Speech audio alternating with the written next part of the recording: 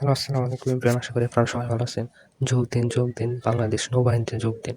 ইতিপূর্বে আপনারা জেনে থাকবেন যে বাংলাদেশ নৌবাহিনীর সার্কুলার আজকে প্রকাশ হয়ে গেছে।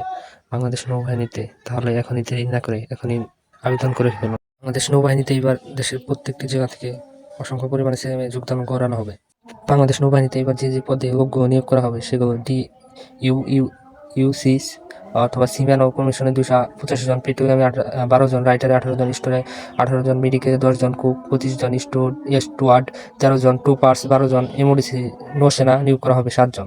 এখানে আবেদন করতে হলে শিক্ষাগত যোগ্যতা লাগবে সিম্যান ও কমিউনিকেশন টেকনিক্যালে ন্যূনতম এসএসসি পাস, বিজ্ঞান বিভাগ হতে জিপিএ 3.50 হলে হবে। পেট্রোম্যান আবেদন করতে হলে এতে শিক্ষাগত যোগ্যতা হবে যে কোনো বোর্ডে থেকে 3 পয়েন্ট, রাইটারেও সেম, স্টোরে সেম, মেডিকেলে আবেদন করতে হবে ন্যূনতম 3.50 দরকার হবে।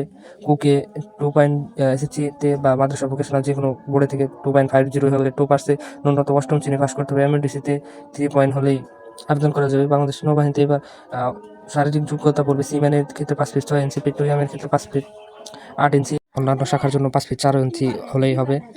এমওডিসিতে লাগবে 5 ফিট 6 ইঞ্চি, বুকের মাপ 30/32, বয়স ও উচ্চতা অনুযায়ী শরীরের ওজন, বিএমআই অনুসারে, চোখের দৃষ্টি 6/6।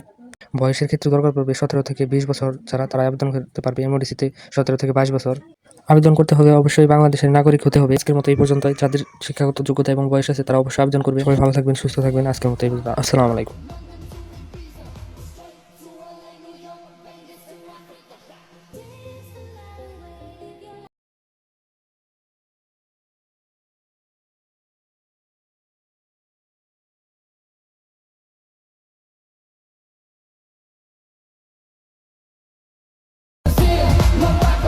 London to Ibiza, straight to LA, New York, Vegas to Africa.